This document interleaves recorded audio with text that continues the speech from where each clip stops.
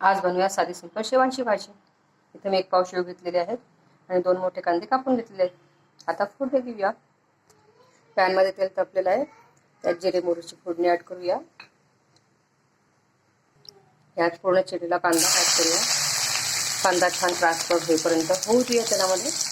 कांदा होत आलेला आहे, त्याच्यात चवीनुसार तिखट ऍड करूया, चवीनुसार हळद ऍड करूया आणि 1 मिनिट तिखट आणि हळद होऊ देऊ। आता त्याच्यात गरम केलेला 1.5 ग्लास पाणी ऍड करूया।